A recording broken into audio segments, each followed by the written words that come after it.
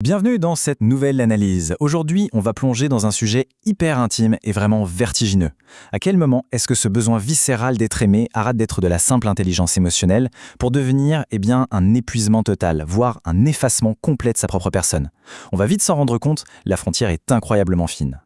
Alors, regardons d'abord ce complément ultra classique qu'on fait très souvent aux personnes empathiques. Franchement, c'est impossible de se disputer avec cette personne, elle est tellement facile à vivre. Sur le papier, ça a tout l'air d'être la définition même de la maturité, n'est-ce pas? On écoute, on comprend, on désamorce les conflits, bref, une immense qualité sociale. Mais c'est exactement là que ça bascule. Et si ce compliment génial cachait en fait une écrasante fatigue silencieuse? Est-ce que cette fluidité sociale absolue, cette capacité incroyable à toujours arrondir les angles, ça ne masquerait pas plutôt une vigilance de chaque instant? Concrètement, ça donne quoi? C'est comme un algorithme invisible qui tourne en tâche de fond en une fraction de seconde. 1. On perçoit un ton légèrement plus froid que d'habitude. 2. On repasse frénétiquement toute la conversation en boucle dans sa tête pour trouver la faille. Et 3. On ajuste immédiatement son propre comportement pour apaiser la situation. Le conflit est totalement désamorcé, avant même d'avoir pris le temps de se demander si, au fond, on n'était pas soi-même blessé. Et cette fameuse hypervigilance, elle ne sort pas de nulle part. Elle prend racine dans une peur très ancienne, celle de décevoir. Et donc, par extension, la peur de ne plus être aimé. L'interaction sociale, au lieu d'être naturelle, devient une mission délicate où l'objectif numéro 1, c'est d'éviter la moindre petite étincelle qui pourrait ressembler à un rejet. En fait, attention, il ne s'agit pas juste d'être trop gentil ou de manquer de caractère. Pas du tout. Cette intelligence émotionnelle s'est bien souvent mise en place comme un véritable mécanisme de survie. Face à des relations qui semblaient fragiles par le passé, le cerveau a tout simplement appris à scanner en permanence les micro-signaux pour préserver le lien à tout prix. Mais voilà le piège. Une qualité devient une prison à partir du moment où elle n'a plus d'interrupteur. Cette hypersensibilité, c'est génial. Ça rend incroyablement diplomate. Mais ça se transforme en un fardeau dangereux quand ça tourne en pilote automatique, 24 heures sur 24, sans aucun bouton pause. C'est là qu'on arrive au cœur de notre explication. Il y a une distinction fondamentale qui change littéralement tout. Il faut absolument séparer ce qu'on appelle la véritable présence relationnelle de la maintenance affective. La présence relationnelle, pour faire simple, c'est le fait d'être vraiment là, avec l'autre.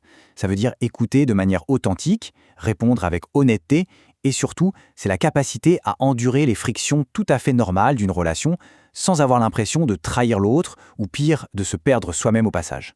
À l'inverse, la maintenance affective, c'est un peu comme si on enfilait un costume de technicien de la relation.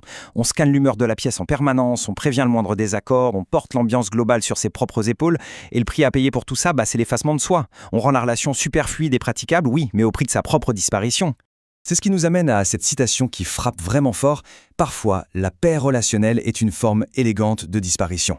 Si le seul moyen d'obtenir une harmonie absolue, c'est de ne plus jamais exprimer ses propres limites ou sa propre colère, techniquement, la personne a tout simplement cessé d'exister au sein de ce lien.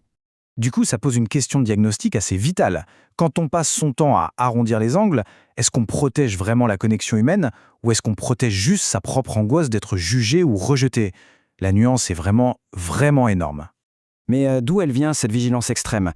Les sources qu'on analyse aujourd'hui pointent vers plusieurs pistes. Déjà, ça peut venir d'une hypersensibilité naturelle aux signaux sociaux. Ou alors, ça peut remonter à l'enfance, dans des environnements où l'amour et la sécurité semblaient directement conditionnés au fait de se faire tout petit, de ne pas déranger. Et puis, ça peut aussi être lié à la neurodivergence où il faut décoder consciemment et manuellement les signaux sociaux, ce qui transforme la moindre interaction en une salle d'analyse permanente.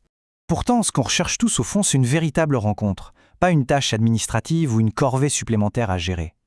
Un vrai lien, c'est pas juste un espace où tout est lisse et roule parfaitement, c'est un espace où on a le droit d'être fatigué, d'être imparfait, d'être beaucoup moins diplomate sans que tout le château de cartes s'effondre dans la seconde.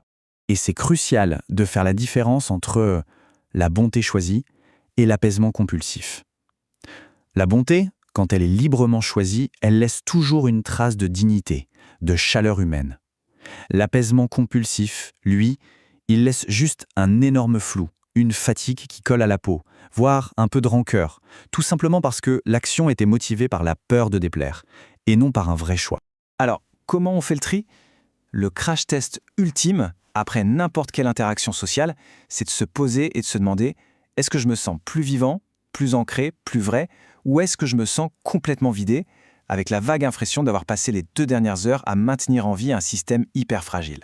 C'est exactement ce détecteur interne qui nous dit si notre intelligence émotionnelle nous nourrit ou si elle nous pompe toute notre énergie.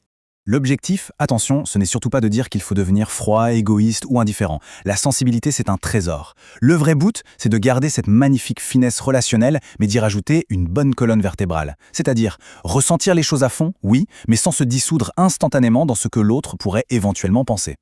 Avoir une colonne vertébrale, ça demande d'apprendre à tolérer la friction. Ça veut dire, par exemple, oser laisser quelqu'un être mécontent de temps en temps. Autoriser un silence bien pesant, bien inconfortable.